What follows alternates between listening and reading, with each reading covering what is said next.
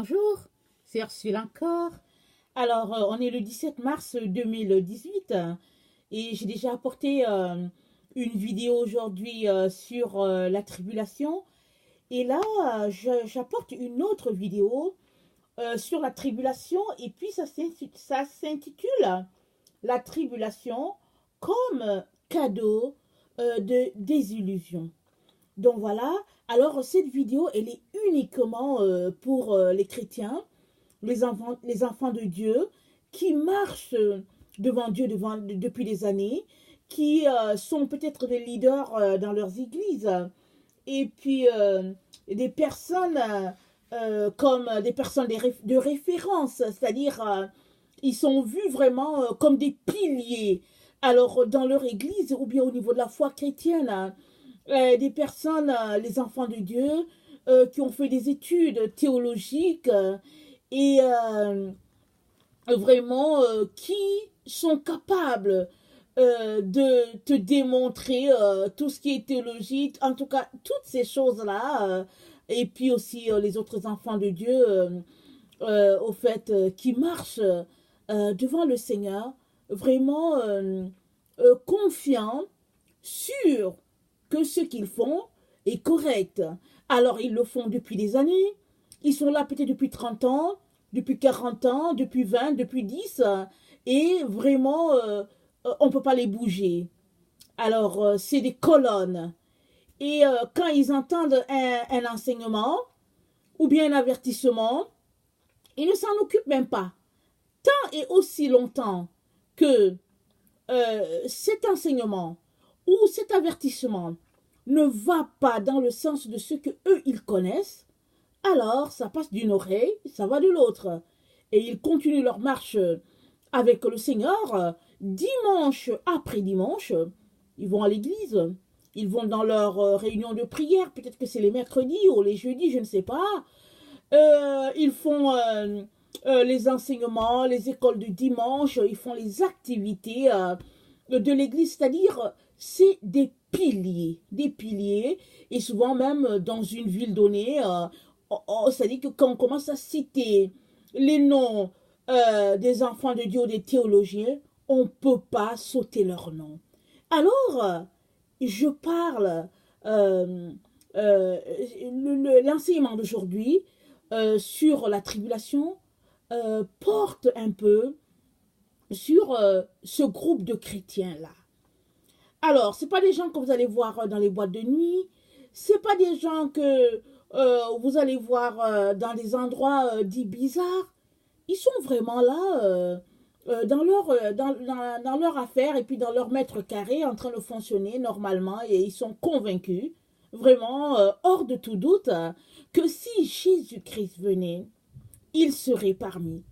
Peut-être parce que les grands-parents ont été des chrétiens depuis, peut-être parce qu'ils sont parmi les premiers chrétiens de la ville, peut-être parce que vraiment ils ont enseigné une certaine doctrine et dont leurs enfants aussi marchent misant sur le fait que papa et maman sont des piliers.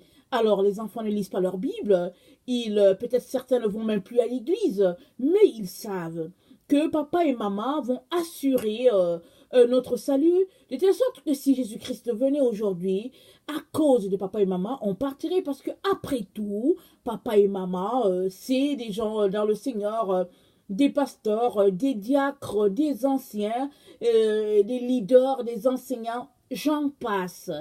Alors, ici donc, je viens intéresser donc ce groupe-là, quoique je sache que peut-être qu'ils ne vont pas m'écouter, mais je viens quand même intéresser ce groupe-là parce que aujourd'hui, alors que j'étais en train de méditer, quand j'ai fini mon premier message du matin, et que je suis allée méditer, le Seigneur m'a conduit à m'arrêter sur 1 Thessaloniciens 5.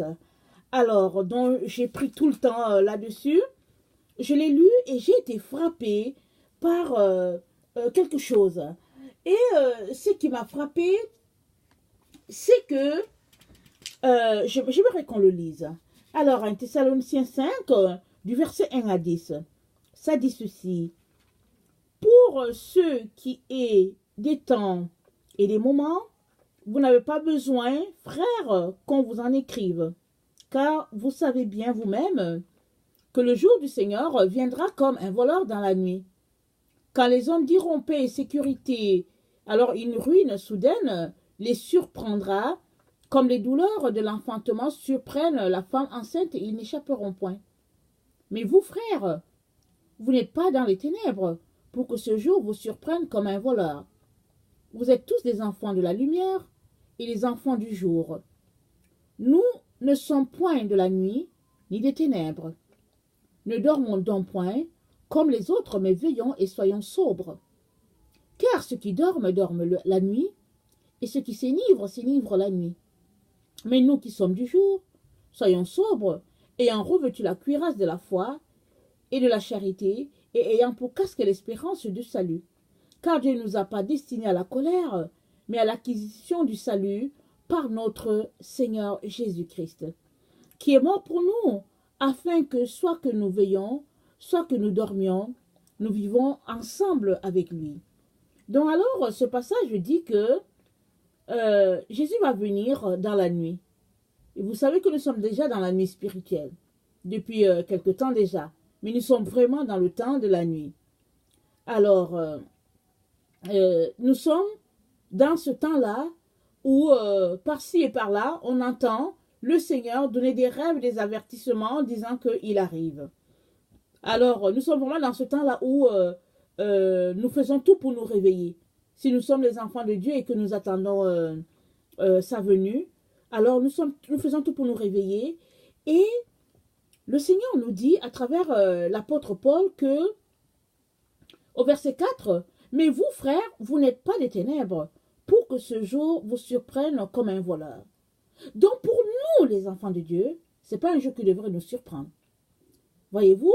Mais il y a des enfants, il y a des chrétiens qui disent que, oh non, c'est un jour, c'est dit que Jésus va venir comme un voleur dans la nuit, alors on ne peut pas dire qu'on est dans le temps. Oui, Jésus va venir comme un voleur dans la nuit, parce que ça, c'est lui qui décide de quand est-ce qu'il va venir. Mais pour nous, les enfants de Dieu, l'apôtre Paul dit, nous qui marchons dans la lumière, ce jour ne devrait pas nous surprendre. Parce que c'est un jour qui surprend ceux qui sont dans les ténèbres.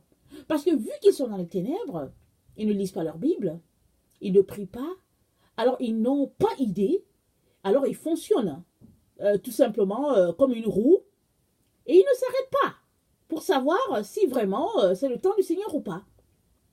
Mais pour nous les enfants de Dieu, qui marchons selon les Écritures, qui cherchons la face du Père, l'apôtre Paul dit que ce n'est pas un jour qui devait nous surprendre. Alors, qu'est-ce qu'il est en train de dire ici? Il est en train de dire que les païens, eux, qui sont dans les ténèbres, ils ne savent pas qu'il y a un jour comme ça qui arrive. Mais pour nous, enfants de Dieu, on devrait être au courant de la période, du temps. On devrait le sentir. Pourquoi? Parce qu'on marche dans la lumière. Et si nous marchons dans la lumière, et vu que nous sommes les enfants de notre Père, il ne va pas manquer de nous dire de nous apprêter, de faire les bagages. Pourquoi? Parce qu'on vient devant lui à chaque jour. On vient le prier. On vient chercher sa face. Et comme il est notre Père, il va te dire, Gabriel, apprête-toi. Michel, écoute, fais ceci, fais cela. Alors c'est parce que Dieu est un Père. Il est un Père rempli d'amour. Et bien qu'il va te surprendre ce jour-là, mais il prend quand même le soin de t'avertir, de te dire que il y a tel péché dans ta vie qu'il faut enlever, qu'il y a telle chose qu'il faut ôter de ton chemin, parce qu'il veut que tu sois prêt. Alors, si on est un enfant de Dieu, et que vraiment on vient à chaque jour devant son Père et qu'on cherche vraiment sa face parce qu'on veut lui plaire, il n'y a pas de raison qu'on soit surpris et qu'on vive la tribulation. Moi, je suis de ceux-là qui pensent que on ne devrait pas vivre la tribulation. Qu'un vrai enfant de Dieu, celui qui marche devant le Seigneur, ne doit pas vivre la tribulation.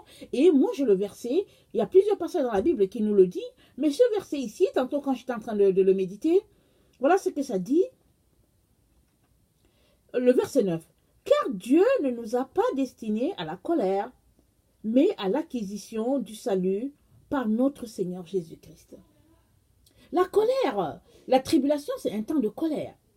C'est un temps où les enfants de Dieu seront livrés. C'est un temps où ceux-là qui ne seront pas enlevés vont subir des choses terribles par ce que l'Antichrist va faire.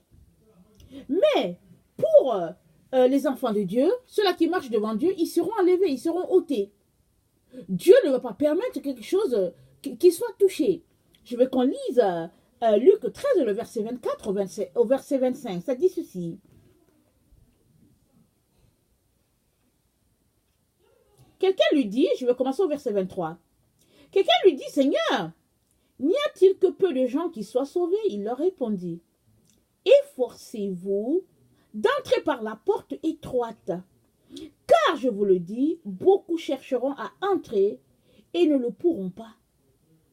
Quand le maître de la maison se sera levé et aura fermé la porte, et que vous, étant dehors, vous commencerez à frapper à la porte en disant, Seigneur, Seigneur, ouvre-nous, il vous répondra, je ne sais d'où vous êtes. Donc, le verset 24 nous dit de s'efforcer. Alors, si tu es quelqu'un qui t'efforce, il n'y a pas de raison que le Seigneur te laisse. Mais Habakkuk dit que ce n'est ni par puissance, ni par force, mais par mon esprit, dit le Seigneur. Alors, si tu t'efforces d'entrer par la porte étroite, ce n'est pas par ta force à toi, mais tu t'efforces par l'Esprit de Dieu. Alors, tu marches selon l'Esprit de Dieu et le Seigneur ne va pas te fermer la porte. Mais si tu es quelqu'un qui ne t'efforce pas, ce jour va te surprendre. Si tu es quelqu'un qui vit selon une certaine théologie, en essayant de voir que, au fait, tu n'as pas besoin de changer, tu risques d'être surpris. Parce qu'il y a beaucoup d'enfants de Dieu qui disent que, au fait, ils n'ont pas besoin de changer. Moi, j'ai déjà parlé avec plusieurs personnes et j'étais étonnée, tout simplement. C'est dans les échanges. J'étais étonnée de savoir qu'il y a des personnes qui disaient que, par exemple, elles n'ont pas besoin, ce sont des personnes, exemple, qui sont adonnées à certains trucs. Exemple, quelqu'un qui aime beaucoup les sports, exemple, la télévision, et puis la personne est vraiment adonnée à cela, elle est vraiment esclave de cette chose-là. Alors moi, j'ai déjà entendu beaucoup d'enfants de Dieu dire que, exemple, moi, je ne suis pas un pasteur pour, par exemple, ne pas m'adonner, par exemple, au soccer. Alors, je ne rate jamais, par exemple, mon soccer. Chaque jour, quand je rentre du travail, il faut que je regarde un match de soccer d'1 heure, 2 heures et tout. Alors, une telle personne, elle devient addictive, elle devient, le sport, ce sport-là devient comme un dieu pour elle. Alors, mais il y a des personnes qui sont dans cette condition-là, mais qui disent que non, pour moi, c'est pas grave parce que je ne suis pas pasteur, je ne suis pas évangéliste. Donc, je ne vois pas pourquoi je ne regarderai pas ça. Et ou bien, il y a des personnes qui ont dit, qui disent que moi, je suis une chrétienne, ça fait peut-être 4 ans, 5 ans que je le suis, alors il n'y a pas de problème, je peux continuer de porter mes mèches brésiliennes. Mais quelqu'un qui est chrétienne depuis 20 ans, 25 ans, elle ne peut pas faire ça parce qu'elle est mature. Question de vous dire que les enfants de Dieu cherchent toujours des excuses. Il y a des personnes qui ont étudié dans les écoles de théologie et puis qui ont reçu une certaine théologie de l'enlèvement, de la tribulation et de la venue du Seigneur. Alors, tu as beau leur dire de la part du Seigneur que, voilà ce qui se passe, ils vont toujours te dire non. Non, moi je sais que j'ai besoin de rien. J'ai besoin de rien faire parce que si Jésus vient, il n'y a pas de raison qu'il ne me prenne pas parce que je suis sauvée. Je lui ai donné ma vie et puis le reste, je peux vivre ma vie tranquille. Il y a beaucoup de gens comme ça. Il y a des enfants de Dieu qui disent, ok, je dois donner ma dîme, je vais la donner. Et après cela, ne me demandez plus un seul rond. Le reste, c'est pour moi.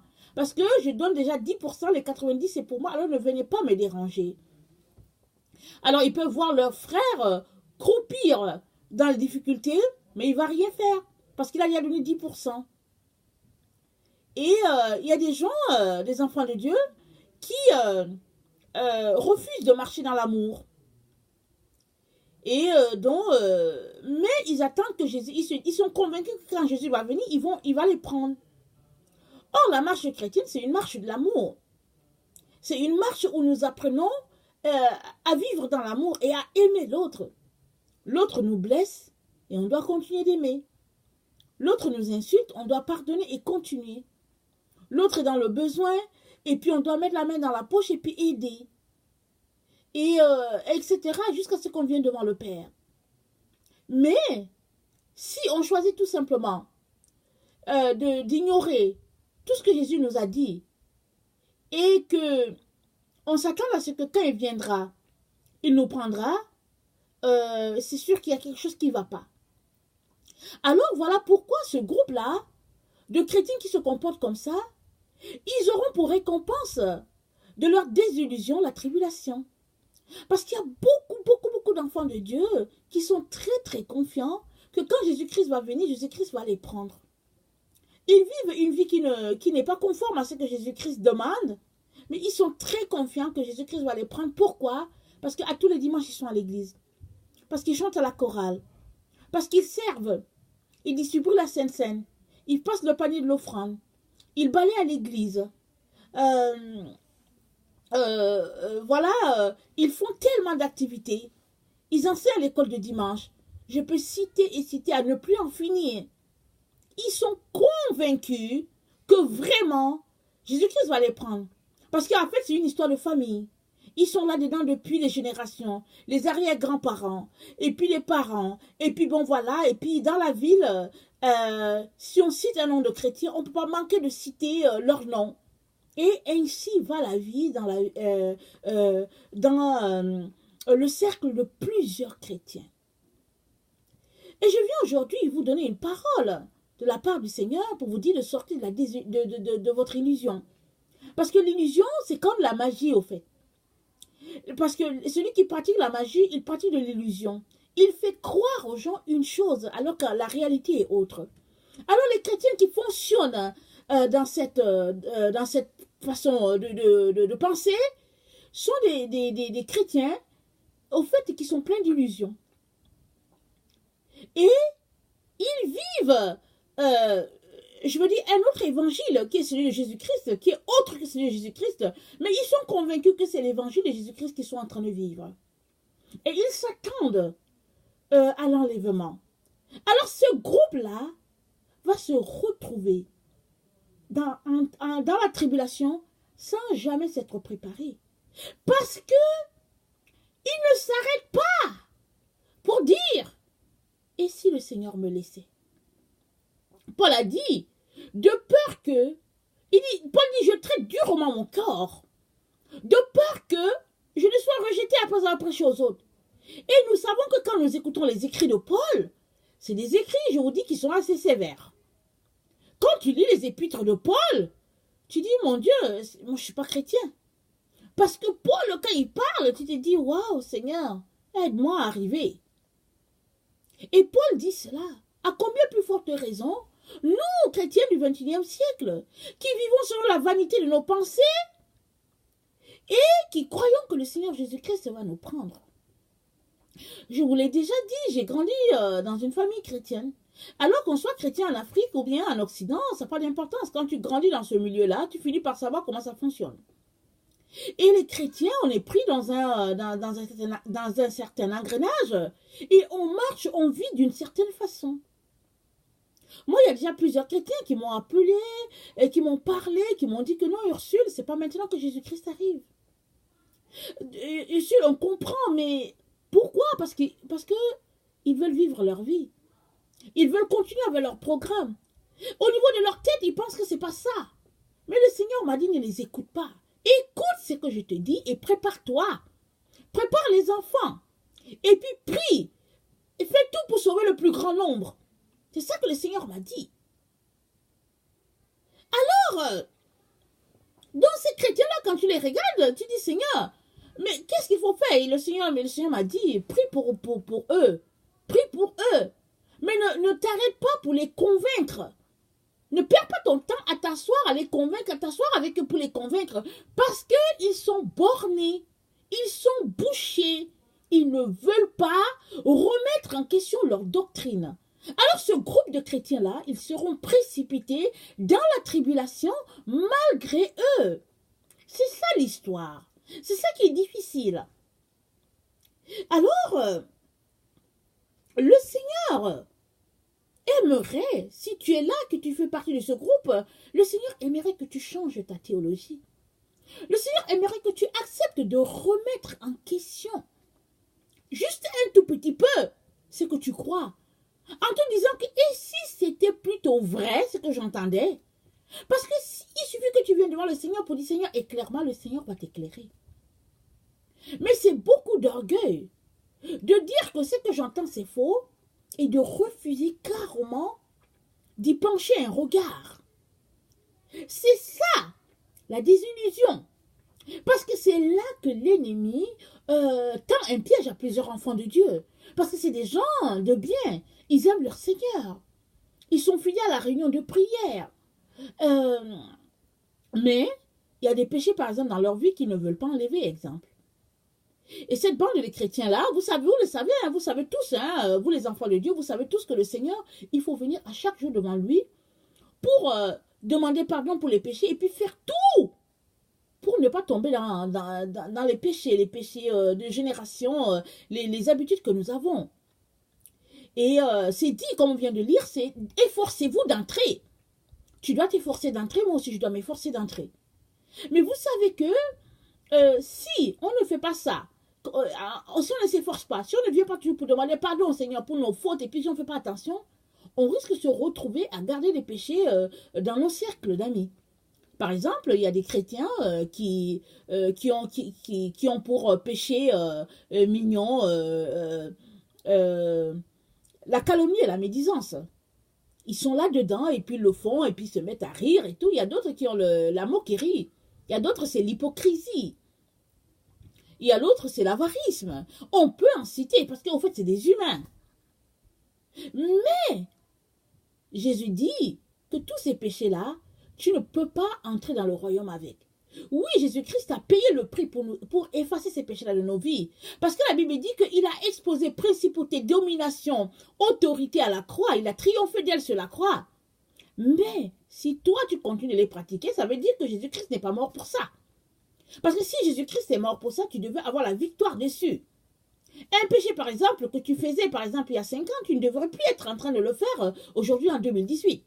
Si ce péché-là, tu t'es rendu compte que tu le faisais en 2013, aujourd'hui en 2018, tu devais être débarrassé de ça. Si en 2013, tu commettais un péché et qu'en 2018, tu es encore en train de le commettre, et puis tous les dimanches, tu vas à l'église et puis tu fais les ABC de la foi, il y a un problème qui ne va pas. Il y a quelque chose qu'il faut régler. Tu devrais être en train de crier au Seigneur pour dire, Seigneur, délivre-moi. J'ai péché, j'ai un problème, délivre-moi. Mais pour que tu arrives à être délivré d'un péché qui te tient comme ça, c'est qu'il faut que tu aies accepté, par exemple, d'éliminer le péché qui est en avant de ça. Parce qu'en fait, les péchés sont souvent comme l'oignon. Vous voyez, l'oignon, pour l'éplucher, il y a plusieurs couches sur l'oignon. On enlève d'abord une première couche qu'on n'utilise pas. On peut enlever une deuxième aussi qu'on n'utilise pas. Après, quand on enlève la troisième, là, il y a plusieurs couches. Ça peut faire plusieurs tours. Peut-être 12, 15 fois jusqu'à ce qu'on arrive au centre. Alors, la vie chrétienne, elle est comme ça. Il y a des péchés qui sont comme ça. Il y a des péchés qui cachent d'autres péchés. Alors, quand tu viens devant le Seigneur et que le Seigneur te montre un, une fois que tu acceptes de régler celui-là, alors le Seigneur t'avance dans la sanctification, dans la pureté, alors il te montre un autre. Mais si le Seigneur t'a montré un péché aujourd'hui, et que tu as refusé de le régler, alors il se pourrait que ce péché bloque tous les autres et puis tu n'avances pas. Tu es là, dans une roue, en train de faire les mêmes choses. Et tu risques d'être pris à la surprise de la tribulation. Et ça, le Seigneur ne veut pas ça pour toi. Parce que le Seigneur dit, au verset 9, je viens le relire, c'est que car Dieu ne nous a pas destinés à la colère, mais à l'acquisition du salut par notre Seigneur Jésus-Christ. Tu ne peux pas être sorti par exemple d'un péché il y a 10 ans et retourner dans le même péché aujourd'hui. Il y a un problème. Mais il faut que tu t'arrêtes et que tu le reconnaisses. Quand tu dis Seigneur, viens à mon secours, j'ai un problème. Tu ne peux pas avoir donné ta vie au Seigneur en 2008 et aujourd'hui en 2018, tu n'es pas capable de prier ton Seigneur et puis tu attends seulement que le pasteur fasse la prière à l'église et tu dises Amen et puis tu rentres chez toi 10 ans. Si c'est ça que tu fais, tu ne peux pas demeurer dans la foi chrétienne. Ça veut dire que tu es juste en train de pratiquer une certaine religion. Parce que la chrétienté, la marche avec Jésus-Christ, c'est une marche de sainteté et de vérité. Et pour demeurer dans la vérité, tu as besoin de venir t'accrocher au pied de Jésus pour dire Jésus-Christ, aide-moi. Si tu ne m'aides pas, je ne peux pas. On ne peut pas arriver. Parce que c'est spirituel. La marche avec Christ, c'est spirituel. Jésus-Christ, il est spirituel. Avant tout, on ne le voit pas physiquement. Il avait marché sur cette terre, mais maintenant, pour entrer en contact avec lui, il se révèle à toi à travers sa parole. Mais s'il se révèle à toi dans sa forme physique, dans sa forme, je veux dire, sa forme humaine, il faut que ce soit dans le spirituel. Tu vas le voir, peut-être dans le rêve, il va t'apparaître dans la réalité, l'autre qui est à côté ne va pas le voir, mais ça, c'est de façon spirituelle. Alors, c'est dit que spirituellement, que tu peux avoir la victoire sur quelque chose qui est visible. Parce que si tu n'as pas gagné ton combat spirituel, tu peux avoir gagné le combat qui est visible là. Alors, tu as besoin de venir gagner ton combat spirituel dans la prière. Les genoux au sol, les pleurs, les larmes entre le supplier. Tu as besoin de consacrer du temps. C'est dit, efforcez-vous. Si tu ne t'efforces pas, mon frère, ma soeur, tu ne peux pas. Moi, je viens t'encourager, je viens nous encourager à aller de l'avant. Parce qu'au fait, souvent par la grâce de Dieu, il nous donne des sujets. Alors quand il finit de te donner les sujets, tu regardes la situation, tu es tellement peiné. Alors tu peux imaginer si toi qui es humain, tu es peiné par ce que Dieu te montre, qui se passe dans la vie de tes frères et de tes sœurs, tu peux imaginer combien ce Seigneur-là est peiné. Et quand le Seigneur nous montre ces choses-là, évidemment, c'est pour qu'on puisse prier, pour soutenir les gens. Mais le moment vient aussi où le Seigneur te dit, par exemple, là, il me dit, il faut que tu parles de ce sujet-là. Parce que les enfants de Dieu n'ont pas été destinés à la colère. Dieu ne nous a pas destinés à la colère. Il ne veut pas qu'on passe par la tribulation. Ce sera des moments terribles. Il ne veut pas ça pour nous. Parce qu'il est un bon Père, un Dieu de grâce. Et puis, il récompense ses enfants. Mais, si nous ne voulons pas obéir, malheureusement, on va se retrouver à passer par cette situation-là, qui n'est pas une situation facile. Et on devra vraiment payer un prix élevé. Et le Seigneur ne veut pas ça pour nous. Alors, vraiment, je viens nous encourager à remettre en question nos différentes théologies. Disons-nous, et si c'était vrai, que je peux rater l'enlèvement. Alors, il suffit juste que tu réfléchisses comme ça. Si c'est comme ça seulement que tu réfléchis, et que la chair de poule te traverse, tu réalises que oui, tu peux rater. Tu vas aller devant Dieu pour lui dire, Seigneur, aide-moi, montre-moi qu'est-ce que je peux changer dans ma vie, parce que je ne veux pas rater l'enlèvement. Moi, je n'aimerais pas le rater. Moi qui te parle, je n'aimerais pas le rater. Je n'aimerais pas que mes enfants ratent l'enlèvement. Je n'aimerais pas que les gens que je connaisse ratent l'enlèvement. Je n'aimerais pas rater ça avec mon mari. Alors je viens, je dis Seigneur, aide-moi, montre-moi. Viens à mon secours. Et je ne vous dis pas que je suis arrivée. Parce qu'on n'est jamais assez près. On n'est jamais assez près. Jusqu'à ce que le Seigneur vienne, jusqu'à ce que la porte se ferme, on n'est jamais assez près. Mais on a besoin de s'efforcer. Alors, chers frères et chères sœurs, je viens nous encourager à ne pas nous laisser voler ce cadeau précieux que Dieu a pour nous. On est la génération à qui Dieu a accordé une grâce spéciale, c'est de ne pas pouvoir voir la mort. Il y a des personnes qui ont l'opportunité dans notre génération de ne pas voir la mort, elles seront enlevées. Il y a d'autres aussi qui vont connaître la mort et puis bon, elles vont mourir dans le Seigneur et puis elles vont se retrouver avec le Père. Mais il y a d'autres aussi qui malheureusement vont arriver devant le Père, mais ce sera ceux-là qui auront subi la tribulation parce que, au fait, quand on leur disait de se préparer, elles ont traîné et à un moment donné, quand le Seigneur est venu pour ravir, ils se sont retrouvés plongés dans la tribulation. Alors, ils vont se retrouver arrivés, la tête coupée, ils seront des martyrs. Mais c'est aussi dit qu'il y a plusieurs chrétiens qui vont abandonner la foi. Ceux-là qui ne sont pas habitués à prier, qui ne sont pas habitués à souffrir dans la marche avec le Seigneur, qui ont toujours eu tout pour faciliter, il y aura des difficultés à aller jusqu'au bout. Alors c'est pour cela que oui, les 144 000 seront sur la terre pour d'abord les Juifs, pour aider à la récolte des Juifs afin qu'ils rentrent dans la maison du Père, mais ils seront là aussi pour aider, pour encourager. Il y a beaucoup qui vont se lever, qui seront en train d'encourager leurs frères pour dire que non, non, non, ne cède pas. Parce que, bon, comme je vous ai dit, l'image que le Seigneur m'a montrée, ce sera pire que la traite négrière, ça sera pire que l'Holocauste, ça sera pire que toutes les choses qu'on imagine. Parce que la Bible dit qu'il n'y a jamais eu un jour pareil. La détresse sera telle qu'il n'y a jamais eu un jour pareil depuis le commencement du monde. Alors c'est pour nous dire que c'est quelque chose qu'on n'arrive pas encore à imaginer. Alors quand tu entends quelque chose comme ça, j'espère que tu as la frousse. J'espère que tu as la peur. J'espère que tu cours te réfugier au Père de Jésus pour dire, Seigneur Jésus, aide-moi. Je ne veux pas passer par là. Je ne veux pas que mon mari, ma femme passent par là. Je ne veux pas que mes enfants passent par là. Je ne veux pas que mes amis, mes voisins, tout le monde passe par là. Seigneur, viens au secours. Viens au secours, je ne veux pas que mon église passe par là. Donc voilà, je viens vraiment nous encourager. Demander au Père de nous aider à voir avec son regard. Pas selon notre compréhension à nous. Pas selon notre vision à nous, mais selon la vision du Très-Haut. Alors Dieu est amour, et il a dit dans l'Apocalypse, il a dit que si tu as besoin du collier, viens le voir, il va t'en donner. Si tu as besoin d'être vêtu, il dit de venir, il va te donner un vêtement. Et nous savons tous que son vêtement est blanc, son vêtement est propre.